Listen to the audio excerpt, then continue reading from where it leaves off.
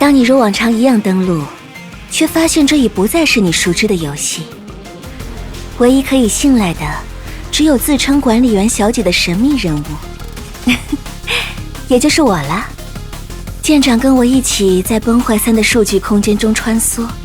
寻找造成诸多异常现象的幕后黑手。不过结局总是好的，多亏了舰长，我们总算是修好了崩坏3。现在回想起来，这时还真是发生了不少事情呢。对了，舰长想知道小爱酱们是如何诞生的吗？活动中还有哪些小彩蛋呢？为此，我特别采访了本次活动的开发组，今天就来一起聊聊背后的设计思路吧。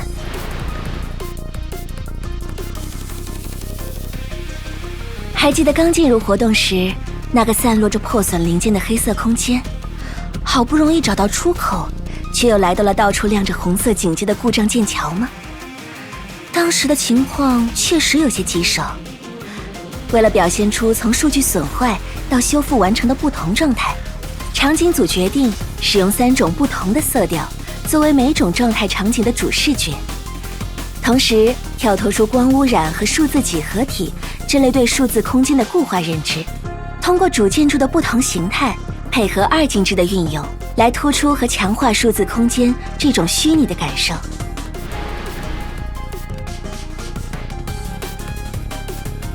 在数字空间中，我们遇到了性格迥异的小爱酱，活泼可爱、有些脱线的爱酱，脾气暴躁但很勇敢的爱酱，没有自信、随时保持冷静的爱酱。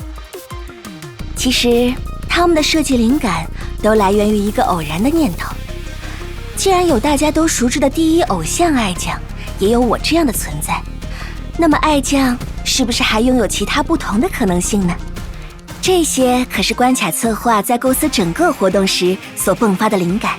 这个想法很快得到了其他小伙伴的支持，被一群可爱的爱酱包围，想想就很好玩呢。于是崩坏拯救日志活动的开发也由此展开。IP 设定上，小爱酱不同的性格来源于在制作过程中我为他们上传的不同的性格侧面，让他们拥有了某个方面的特长。在为小爱酱设计技能时，策划首先考虑的是玩法的有趣性和可拓展性，然后再根据他们的性格进行分配。比如火炮在战斗中可以发挥实用功能，在探索中又可以做破坏障碍物、开拓未知区域的设计，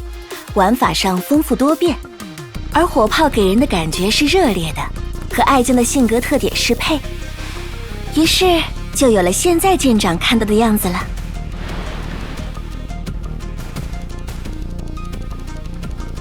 因为活动设定是在数据空间，那自然舰长也有办法从不同的视角经历一些熟悉的内容，像是从奥托的视角感受发生在科洛斯腾的故事。相信舰长也对此记忆深刻吧。策划希望通过这种形式给舰长带来更新鲜的剧情体验，同时也希望以一些非常规的方式呈现关卡，体现出游戏中的游戏。舰长以及管理员可以以一些意想不到的方式干扰游戏，比如用管理员权限把贝纳勒斯变成人偶贝纳勒斯。在整体设计活动的过程中，策划希望能突破以往各种玩法独立的模式，将主线、探索、解密、挑战等融入一个整体，为舰长带来更连贯、完整的探索体验。比如此次挑战关的解锁，特意做成了像是写代码过程中突然出现了 bug 的样子，全屏报错界面增添了不少紧张的氛围，和整个活动调性更为搭配，也给整体叙事增加了变化。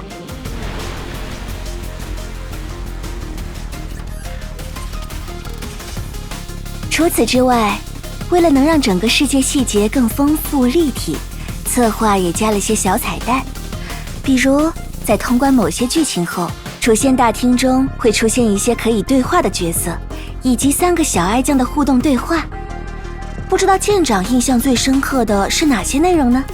欢迎在评论区和大家一起分享。好啦，今天崩坏拯救日志活动揭秘环节就到此结束了。开发组成员们还特意留言说，他们会继续尝试做更多有趣好玩的活动内容，给舰长带来更多惊喜，就请舰长拭目以待吧。